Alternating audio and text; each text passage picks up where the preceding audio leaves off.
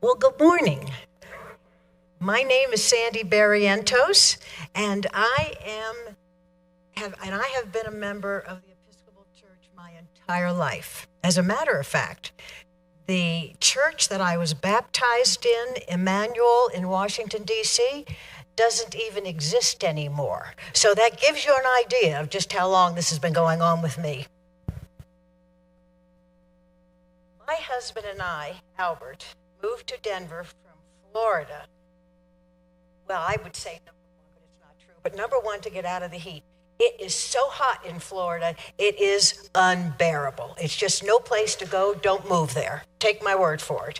And so we moved to Colorado, and we had two little grandchildren who were growing up in Colorado, and we said, let's go be with them. We'd had children before that grew up, and now we wanted to be with our last two, which is what we did. And then, to add to that, my daughter and granddaughter live in Windsor Gardens, which is where I also live, so icing on the cake. It's been absolutely wonderful. I joined St. Luke's when we moved to Denver and have been a member for 8 years, and I don't really know why I joined. I mean, my daughter and I were driving around, I think, at some point, and she said, "Oh, I like the looks of that church, Mom." And we came in and we liked the looks of this church, Mom. So that's what happened. During those 8 years, I have had the privilege of being involved in programs at St. Luke's that I love, with people that I love. I began organizing the coffee hour with our dear Sarah, and I'll say her name wrong, Wasapple. I was close, wasn't I? Many of you would remember Sarah, and managed it just fine and had a great time, and people were bringing in these fabulous things to eat, and we were just really, really, really doing well. And then the pandemic hit. And when you have a coffee hour during a pandemic, can you hear me better sometimes and not others? Hold it up closer.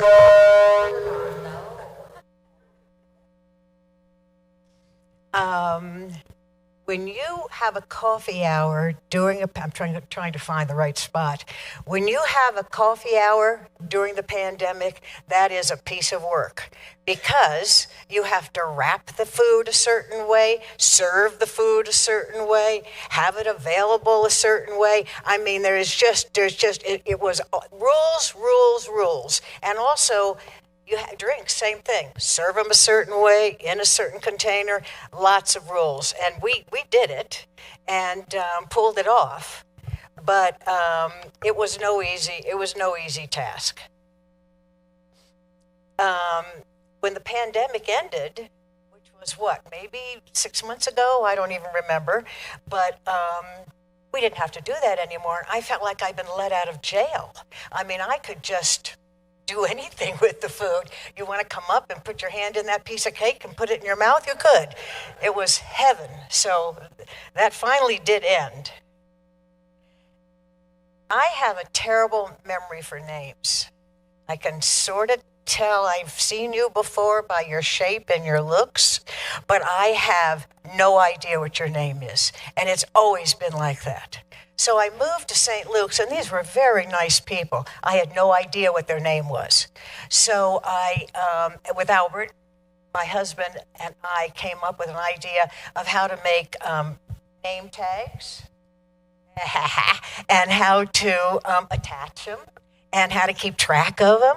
And lo and behold, if I said, "Good morning, Jim," I knew his name was Jim after I had glanced at his chest. So you take a look at the chest, you work your way up to the face, and you know exactly who you're talking to. And it was just such a gift for me.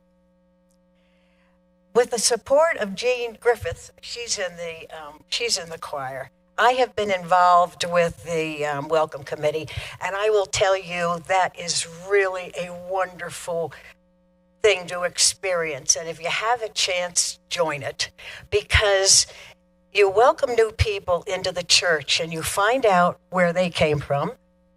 And then you find out what they were looking for. And then you find out sometimes what they think of this church. And then you get to tell them those kinds of things about yourself. And it's just mind-boggling what good friends you become immediately. And also just what a nice time it is. So that was my other really very important thing that I got involved in. When we were in the pandemic, St. Luke's held their services via Zoom.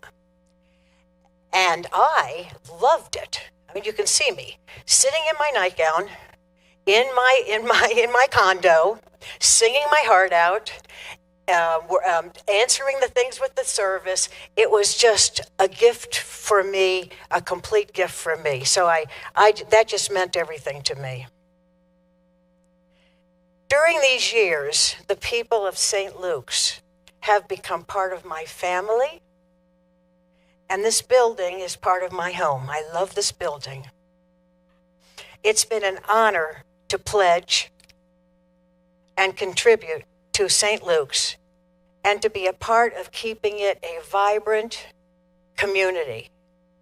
And I have enjoyed that every single year that I have belonged, because I've known that I was helping St. Luke's by pledging. If you have pledged in the past, keep it up. Good for you. And if you haven't, consider, please, making a commitment to pledge for 2023. Thank you, and God bless.